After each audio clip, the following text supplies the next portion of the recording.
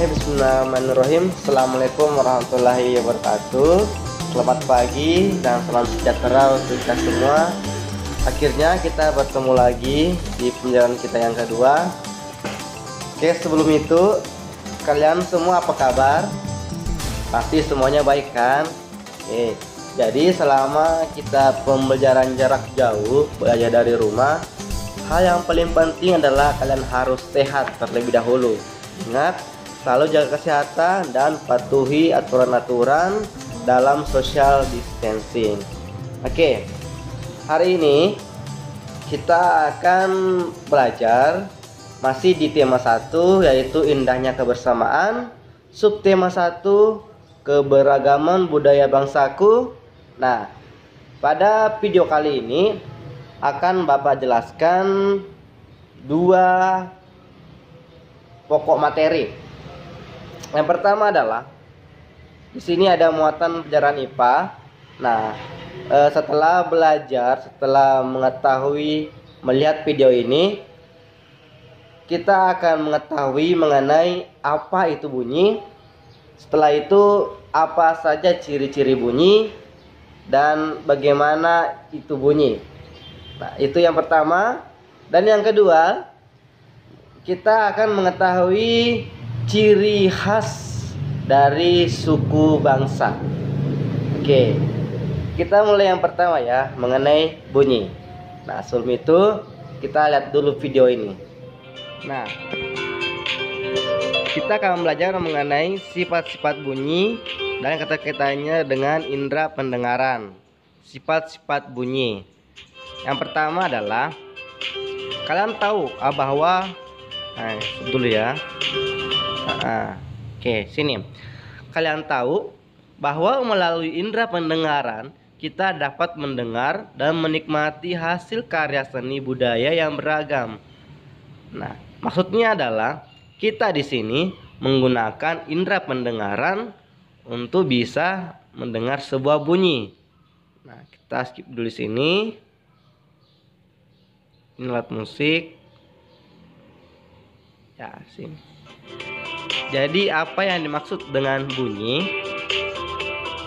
Apa itu bunyi ya? Nah, ini dia pengertian dari bunyi.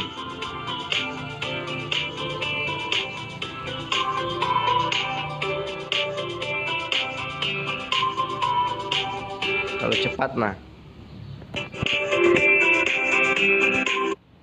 Oke.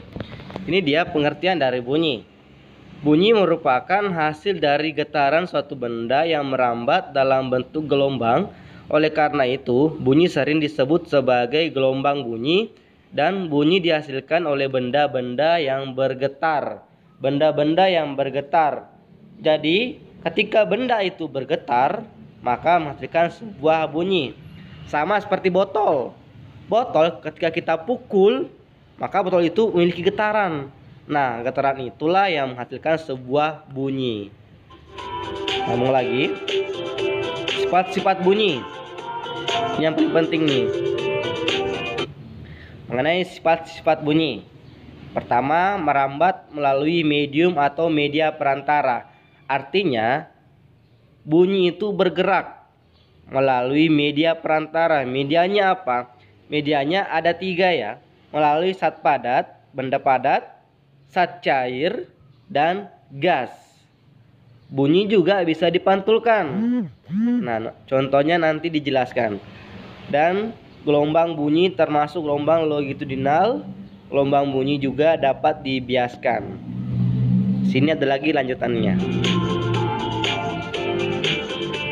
Pembuktian bunyi bahwa bunyi merambat melalui media. Yang pertama, bunyi merambat melalui udara. Ini yang paling gampang. Bunyi merambat melalui udara. Contohnya saja, ketika Bapak berada di kelas menjelaskan materi, otomatis kalian pasti bisa mendengarnya. Karena bunyi itu merambat bergerak melalui udara. Contohnya lagi, letakkan jam di sebuah meja di ruangan yang sepi. Lalu kita berdiri, ada suara jam, misalkan alarm. Lalu kita berdiri, ketika jam itu berdetak, bergerak, pasti kita bisa mendengarnya. Itu pembuktian bahwa bunyi merambat melalui udara. Oke. Lalu bunyi merambat melalui benda padat. Oke. Bunyi merambat melalui benda padat.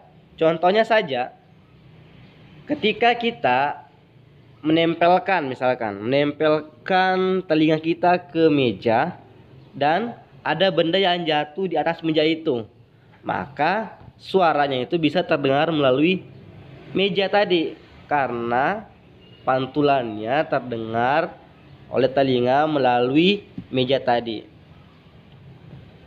Lalu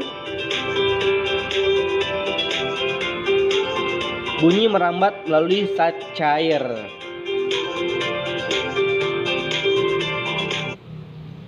Zat cair.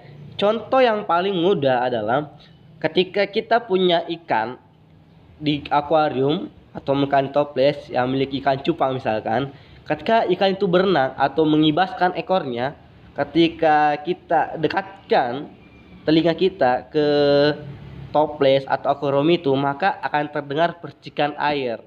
Itu yang membuktikan bahwa bunyi itu bisa bergerak merambat melalui zat cair. Oke, jadi ada 3 ya. Yang pertama tadi melalui benda padat, melalui zat cair, dan udara.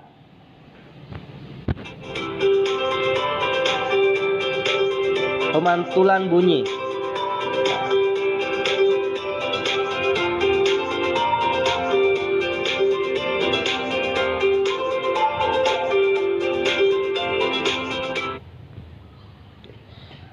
Ciri-ciri yang kedua adalah bunyi itu dapat diserap dan dapat dipantulkan. Jadi ciri yang pertama sudah selesai, bahwa itu bunyi dapat merambat, dan ciri yang kedua adalah bunyi dapat diserap atau dipantulkan. Contohnya adalah mengenai bunyi yang dapat dipantulkan. Ketika seorang guru Bapak menjelaskan di kelas, maka suaranya akan terdengar jelas. Karena kenapa? Bunyi itu terpantul melalui dinding-dinding yang membuat suara saya semakin keras dan jelas. Itu membuktikan bahwa bunyi dapat dipantulkan. Dan juga ada lagi yang lain mengenai gaung. Nah, gaung adalah bunyi pantul juga, tetapi ketika pantul maka suaranya semakin tidak jelas. Itu dinamakan gaung. Dan yang terakhir ada yang namanya gemah. Nah, gemah, inilah gemah. Gemah adalah bunyi pantul yang terdengar setelah bunyi asli.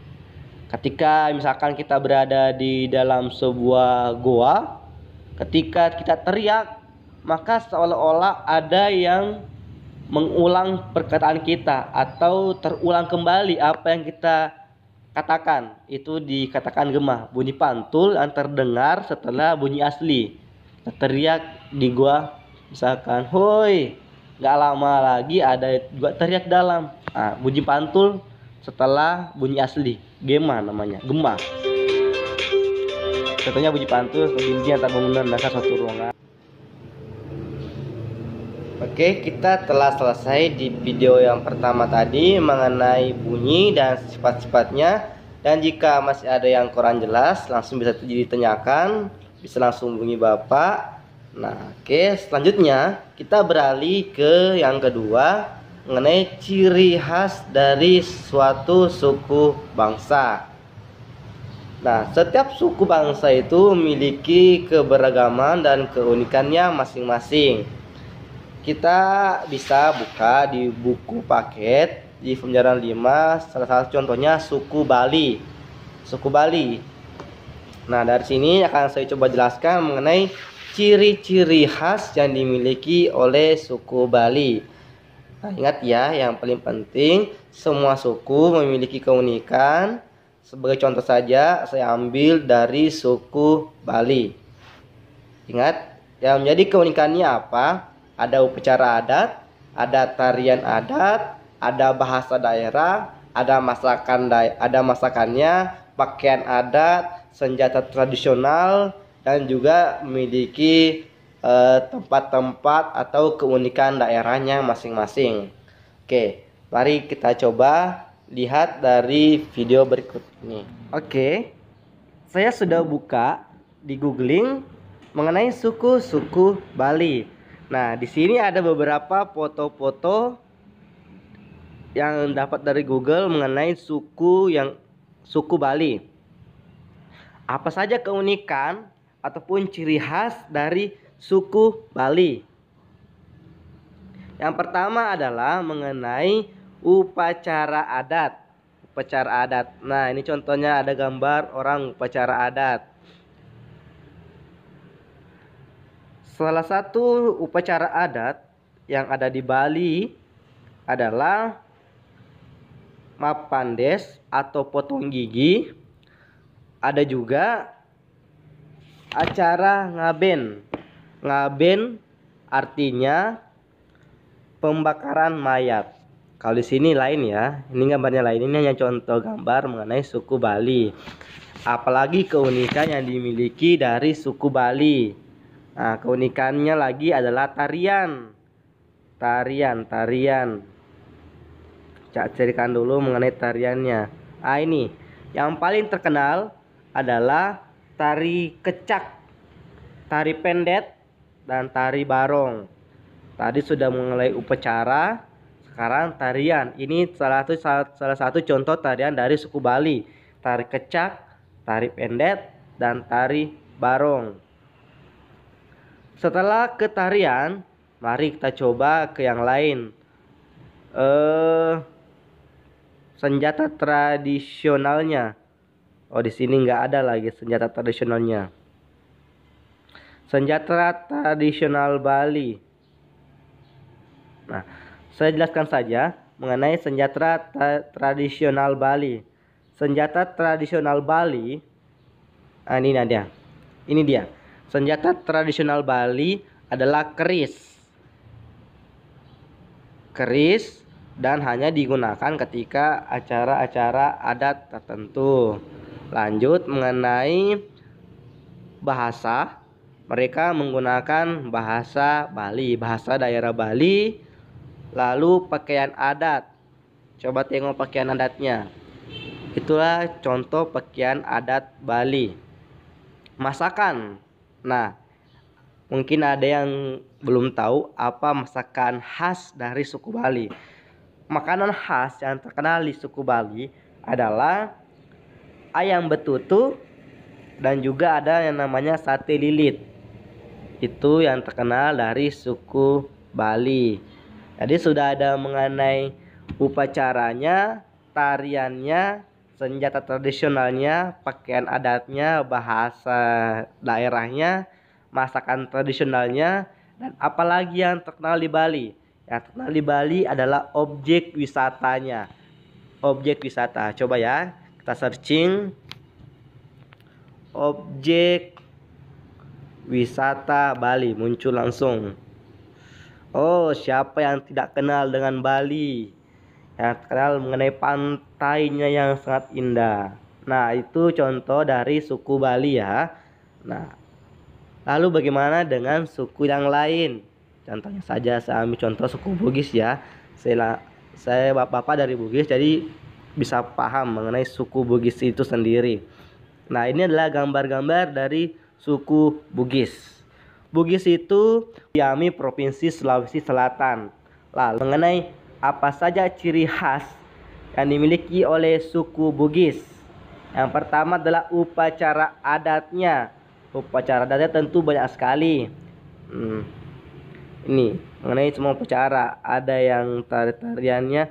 Kalau tarian, contohnya itu tari padupa, tari kipas dari suku Bugis. Lalu ke pakaiannya, pakaian adat. Ini adalah contoh pakaian adat dari suku Bugis, tapi ini pakaian pengantinnya, lain pakaian adat. Laki-laki memakai jas tutup namanya.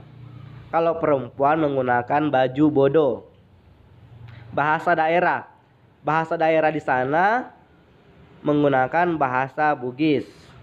Masakan terkenal di sana ada yang namanya coto Makassar, konro, dan lain-lain lagi banyak.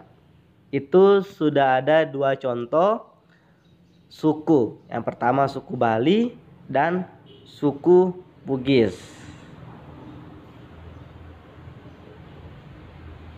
Jadi semua suku itu memiliki ciri khasnya masing-masing, memiliki perbedaannya masing-masing. Nah, tinggal kalian cari tahu aja di sini, searching dan pilih. Begitu banyak suku yang ada di Indonesia. Oke, sekian pembelajaran kita pada hari ini.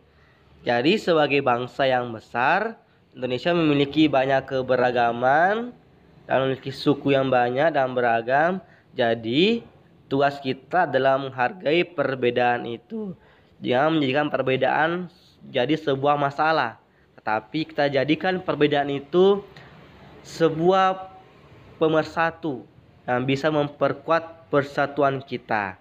Oke, sekian dan terima kasih. Dan jika ada pertanyaan, silakan langsung hubungi Bapak. Sampai jumpa di lain kesempatan. Terima kasih.